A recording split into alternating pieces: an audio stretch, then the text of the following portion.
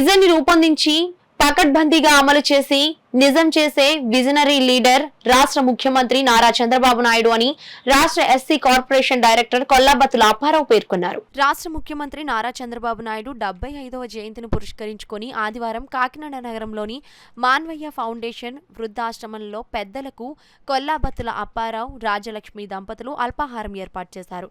పెద్దల సమక్షంలో వారు సీఎం నారా చంద్రబాబు నాయుడు జన్మదిన కేకును కట్ చేశారు.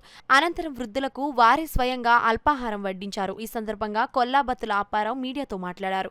ఈ కార్యక్రమంలో ఫౌండేషన్ వ్యవస్థాపకులు సుభద్ర కోటేశ్వరరావు, డొంకాడ అన్నపూర్ణ, సుందరపల్లి పద్మ, జీవి సత్యవతి, నాగేశ్వరరావు, తేజ, సన్నీ తదితరులు పాల్గొన్నారు. ప్రభుత్వం కూడా పేదోళ్ళకి ఏదైనా చేయాలనుకుంటున్నారు కనుక ఎక్కడో దిక్కున ఒక మంచి స్థలాన్ని ఏర్పాటు చేస్తే ఈ వృద్ధాశ్రమాన్ని అందరికీ కూడా మంచి మేలు జరుగుతుందని చెప్పుకుంటూ ఇటువంటి సుశుభ్రతంగా చేసినటువంటి సుభద్ర గారు, కోటేశ్వరరావు గారు చేసినటువంటి వృద్ధాశ్రమకే ప్రభుత్వం కూడా మనవంతుగా సహాయం చేస్తే ఇంకా అనేక మంది అభివృద్ధి చేస్తారు. కానీ ఒక మాట చెప్పాలని అనకూడదు, కానీ చెప్పాలి.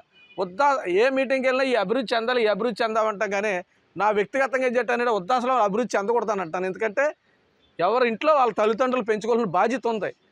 నేను తాతయ్యని అయిన తర్వాత నాకు తెలిసింది తల్లి ఎంత బాధపడుతుంది. నేను 2 నిమిషాలు ముద్దుగా మా మనవరాలు ఎత్తుకుని ఇచ్చేస్తాను, కానీ 24 గంటల తల్లి ఎత్తుకోవాలండి. అటువంటి పిల్లలు కనేసి ఇక్కడ వదిలేస్తున్నారంటే మీరు, నేను ఇంగ్లీష్లో కూడా ఒక మాట చెప్తాను, తెలుగులో వృద్ధాశ్రమం అనకూడదు, అనాథాశ్రమం అనాలా. మీకు పౌరుషాలు రావాలా. గతంలో ఇంకెప్పుడు మీ పిల్లలు కూడా ఈ వృద్ధాశ్రమాలు పంపకూడదు అనేటువంటి నిర్ణయం తీసుకోండి. అలా ఉండాలని చెప్పి కోరుకుంటూ, అలాగే 4000 పెన్షన్ ఇవ్వడం ఇవన్నీ ఎందుకంటే ఇలాంటివి ఉండకూడదు, తల్లిని బాగా చూసుకుంటాడు అని చెప్పి చంద్రబాబు నాయుడు గారు చేసినటువంటి అన్నా క్యాంటీన్ కానీ 4000 పెన్షన్ కానీ ఇవన్నీ ఇచ్చి ప్రజలందరినీ ఆకలితో ఉండకుండా పేదరికం నిర్మూలన చేయాలని ఉద్దేశంతో ఉన్నారు. అదే పందాలో సుభద్ర గారు, కోటేశ్వర గారు నడుతున్నారు కనుక అలాగే నా కుటుంబం కూడా నాకు సపోర్ట్ ఎప్పుడు చేస్తూ ఉంటారు ఇటువంటి కార్యక్రమాలు ముందు. అందుకని నా కుటుంబ సభ్యులు, నా భార్య, పిల్లలకి అందరూ కూడా ప్రత్యేక ధన్యవాదాలు. నాకు కూడా అనుసరించి అన్నా క్యాంటీన్లు పెట్టి పేదవాడు అన్నవాడు ఒక 5 రూపాయలతో తినగలుగుతాడు అనే ఆలోచన విధానాన్ని నిజంగా నెరవేర్చారండి ఆయన. నిజం, ఏ పని పాటు లేకపోయినా కడుపులోకి తిండి ఉంటే చాలు బ్రతకగలుగుతాడు.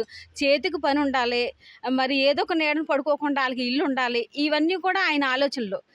కష్టపడి పని చేయాలి, బట్ట కావాలి, తిండి కావాలి. ఇవి బాగా ప్రాముఖ్యమైనవి. ఇవి ప్రజల్లోకి తీసుకొచ్చి కష్టపడి పని చేయడానికి కూడా ఏ మనిషిని కూడా పని లేకుండా చేయకూడదని ఆయన మళ్ళీ స్కిల్ డెవలప్మెంట్ తీసుకొచ్చి ఎన్ని ఆలోచనలు అంటే ఆయనకి దేవుడి మంచి జ్ఞానం, ఇంకా మంచి జ్ఞానం, ఆయుష్ ఆరోగ్యాలు ఆయనకి ఇవ్వాలని మరి మరొకసారి మా కుటుంబ సభ్యులతో కలిసి మేమందరం కూడా చంద్రబాబు నాయుడు గారికి హ్యాపీ బర్త్డే చెప్తున్నామండి. ఆయన పుట్టినరోజు సందర్భంగా మరి ఇలాంటి పెద్దవాళ్ళ మధ్య ఆయన మరి పేదవాళ్ళకి తిండి పెట్టే విషయంలో ఆయన ముందున్నారు. ఎన్ని దేశాలు అయినా సరే ఆయన ముందున్నారని మనం చెప్పాలి.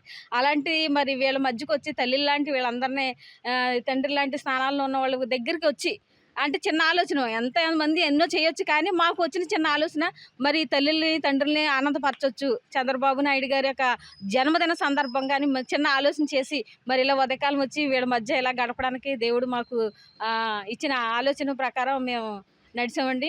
మరి మరొకసారి చంద్రబాబు నాయుడు గారికి జన్మదిన శుభాకాంక్షలు.